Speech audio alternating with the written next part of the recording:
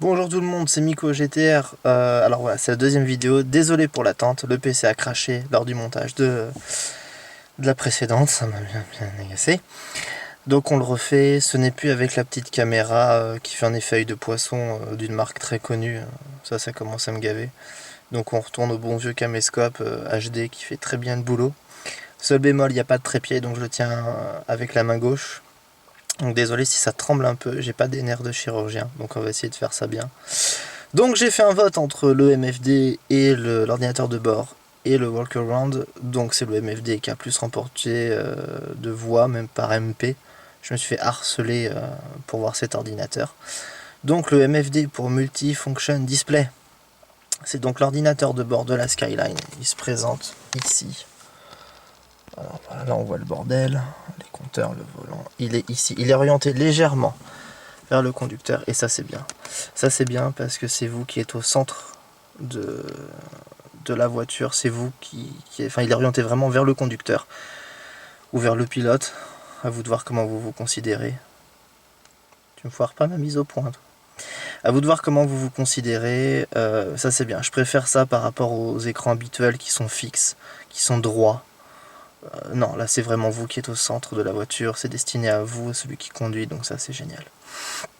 Donc vous pouvez gérer tout un tas de choses, donc on va voir ce qu'il permet. Ça tape à chaque fois.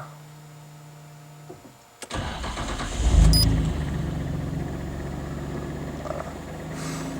Alors, le petit truc rouge là qu'on a vu, où c'était fait un peu, comment dire, comme si on avait les doigts dégueulasses là, comme si c'était crade. C'est juste le petit écran, le petit filtre qu'il y a juste derrière ça. C'est prévu de façon de le démonter pour nettoyer tout ça. Alors ce que je vais faire, je vais juste mettre les feux, enfin juste les feux de position. Voilà, tout s'illumine puis on voit beaucoup plus clair. Alors vous avez plusieurs données, des données qui changent en fonction du modèle de la voiture, ici vous avez oui ou non une carte Nismo. Donc on va voir les paramètres, ce qui change. De base, donc ça c'est un modèle V-Spec. Donc il y a deux données supplémentaires, les deux dernières, on va les voir. Donc vous avez le boost, c'est votre pression turbo. Donc chaque fois que vous vous amusez, vous voyez vraiment la pression de turbo. Est-ce que c'est fiable? Oui.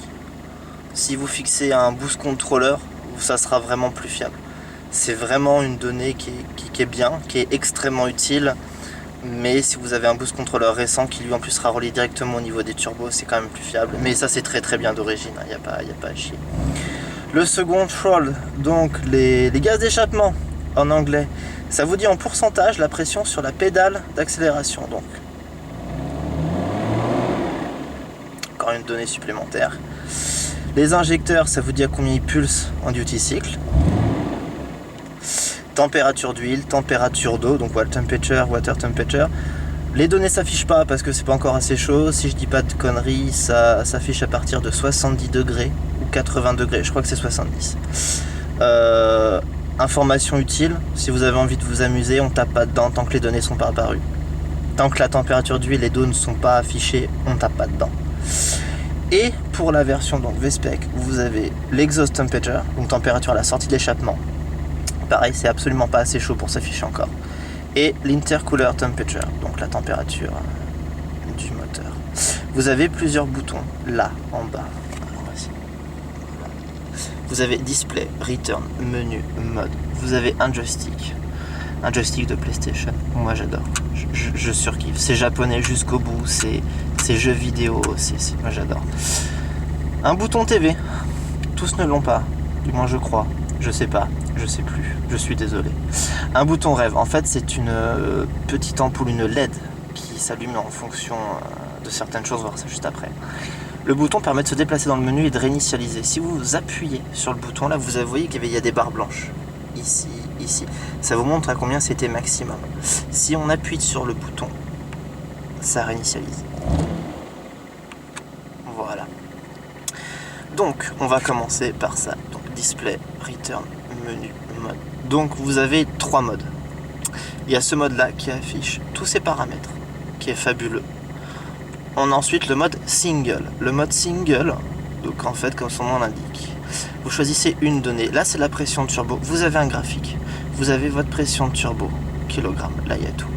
Donc si j'accélère, le graphique, vous voyez qu'il évolue. Pareil, la barre, là, elle est devenue ici. Ici, hop, petite pression, on repart à 0. Donc ça, vous pouvez voir votre ralenti. Est-ce que vous pensez... pour régler la voiture, ça c'est juste fabuleux. Vous pouvez voir s'il y a des problèmes ou pas. Le graphique est vraiment utile. Si je fais menu, par exemple, je peux choisir n'importe quelle donnée. Le gaz d'échappement, les injecteurs, le front torque qui n'est pas sur le premier écran. La batterie qui n'est pas non plus sur le premier écran. Le front torque, qu'est-ce que c'est? Ça vous indique en fait à combien la puissance passe aux roues avant, passe à l'avant. Je vais essayer de zoomer sur le logo. Voilà. Pour le prix, t'as intérêt à faire la mise au point. Voilà. Donc ça c'est fun. Moi j'adore. Certains diront que c'est gadget, moi j'adore. La zone rouge. Vous choisissez les zones rouges de données suivantes. Le boost, l'injecteur, température d'huile, température d'eau, exhaust temperature. Voilà. Vous pouvez après modifier. Je l'ai mis à 970 ou 960, je sais plus. 960. Température d'eau, et donc si vous estimez que ça craint à partir de tant de degrés ou de tant de pourcentage, on stop. Ça va se mettre à clignoter rouge là où c'était vert. Donc menu, hop, et je prends toujours par contre le boost en single, ça c'est vraiment une donnée qui me botte. Et le troisième mode, le mode twin. Vous choisissez deux données. C'est vous qui les choisissez. Donc moi j'ai mis ça, j'ai mis les deux turbos parce que c'est fun de mettre hop. Ça ne sert à rien d'avoir les deux turbos, mais moi ça m'amuse. Voilà. Pour le prix, je dois m'amuser avec ma bagnole. Merde. Vous avez ça, j'ai mis donc la pression de turbo, température d'huile. Hop. Les injecteurs et le turbo. Et le turbo et le front torque. Pour moi, c'est cette donnée qui me plaît le plus. Après, voilà, à vous de décider. Vous pouvez vraiment tout modifier, tout choisir. On va revenir sur ça. Donc là, c'est vert. Comme je vous disais, si vous avez choisi les injecteurs, je dis n'importe quoi, à 80%, si vous les dépassez, ça va se mettre à clignoter rouge. Ça va vraiment clignoter rouge. Qui vous dit, fais pas le con. Là, tu es en train de dépasser la limite que toi-même tu t'es donnée. Donc c'est vraiment utile. Les deux données, donc exhaust temperature et intercooler temperature, ne sont pas sur la R34 GTR standard. Ils apparaissent sur la V-Spec et sont sur la V-Spec 2. Puis après tout ce qui est M-Spec, Spec de NUR, V-Spec de NUR, tout ce qui finit en Spec et NUR. S-Tune, R-Tune, Z-Tune, elles ont une donnée différente. Au tout début, quand je l'ai allumé, il y a le logo GTR qui est apparu. Quand vous faites la mise à jour Nismo, pour information avant qu'on me pose la question, c'est 1500 balles. 1500 balles la carte pour mettre à jour en version Nismo. En dessous du GTR, il y a le logo Nismo qui apparaît. Et il y a certaines données qui changent. Throttle en haut, donc les gaz d'échappement sont remplacés par la pression d'huile. Est-ce que c'est fiable? Pas pour moi, pas pour ce que j'ai vu. Si certains estiment que c'est fiable, ok. Mais ça vaudra jamais un manomètre, un vrai manomètre de pression d'huile, tout simplement. Ça rajoute aussi un G-sensor. Donc vous avez une barre, tout simplement, avec le centre de gravité. Et ça vous montre le centre de gravité. Quand vous braquez, ça vous dit le nombre de G et comment est-ce que vous le prenez dans la tronche. C'est ni plus ni moins ça. Et vous avez un autre mode encore, où c'est en fait un timer, avec un petit bouton qui vient se fixer là. Ici, donc vous choisissez là où vous êtes le plus à l'aise. Où vous appuyez tout simplement. Et ça déclenche un chrono et ça change de tour. Ça c'est quand on fait du circuit, donc c'est assez terrible. Ça c'est assez terrible, moi j'adore. Il y a un bouton TV là, mais qui est encore en NTSC, donc qui dit ceci, et que tout le monde aura d'ailleurs parfaitement compris, n'est-ce pas? Voilà. Le rêve, donc la petite loupiote, qu'est-ce que c'est? Menu, Shift Up. Vous allez choisir. Donc là, tout se règle avec le joystick en permanence. Vous allez choisir votre nombre de tours par minute. En fonction du nombre de tours par minute, je vais le mettre là, parce que c'est là que je le place. Une lumière rouge va apparaître. C'est une LED. Ce qui se passe, c'est une lupiote rouge. Je peux vous dire que, enfin, ça se voit. L'intérêt, c'est que si vous le programmez à 7500, si vous décidez de s'amuser, après chacun voilà, vous interpréterez comme vous voulez le mot s'amuser, ce genre de voiture. À 7500, vous allez le voir. Même si vous fixez la route, vous allez voir la lumière rouge apparaître. Tout bête. Ça vous évite de regarder le compte tour en permanence et de savoir si vous êtes bon ou pas. La lumière, elle se voit, tout simplement. Est-ce que ce boîtier peut être adapté sur R32 et R33? On me le pose souvent.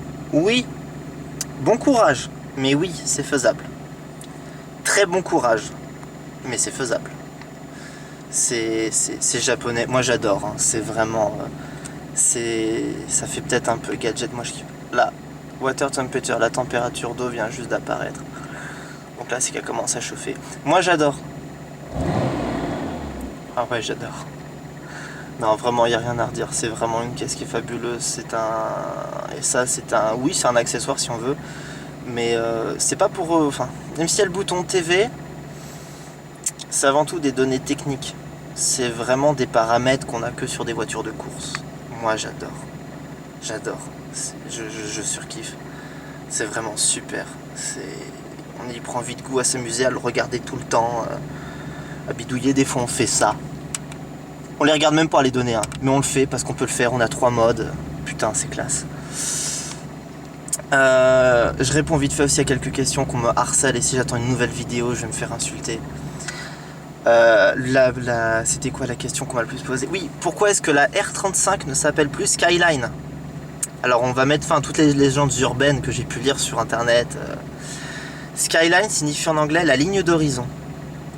C'est par rapport en fait au moteur où c'est un 6 cylindres en ligne. D'accord? Les cylindres sont en ligne.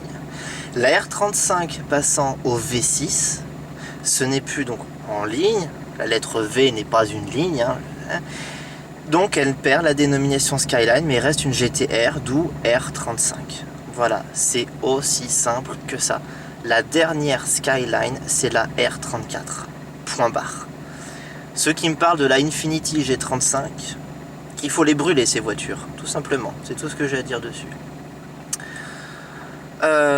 Quoi d'autre en question qu'on m'a souvent posé? Oui, tout ce qui est assurance ou autre, ça j'en parle dans une autre vidéo. J'ai vraiment pas le temps. J'ai vraiment pas le temps. J'espère que le MFD ça vous a plu. Moi je prends mon pied. Hein. J'adore cet ordinateur. Ouais, j'adore. Et à ceux qui m'ont demandé si c'était vraiment Godzilla, moi je me fais un kiff là quand je suis dans le garage. De toute façon, c'est aussi ce qui me permet de savoir si je suis proche ou pas. Là, je vais mettre plein phare.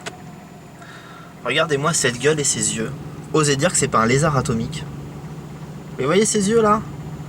Et cette gueule qui est prête à vous bouffer? Non, le Skyline GTR c'est vraiment Godzilla.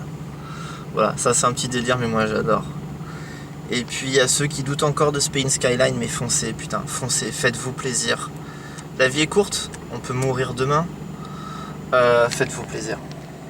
Faites-vous plaisir tout simplement, c'est abordable. Une R32 c'est abordable, une R33 c'est aussi très abordable.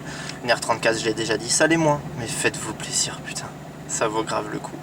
Sur ce, le MFD, j'espère que ça vous a plu. La prochaine vidéo ça sera donc le walk-around, pour montrer que la GTR, si c'est une vraie caisse, on peut partir en vacances et tout avec. Voilà, j'espère que ça vous a plu. Je vous dis à très bientôt. Pareil, Miko GTR vidéo, Facebook, YouTube, aimez, abonnez, partagez, blablabla, tout le bordel. À très bientôt.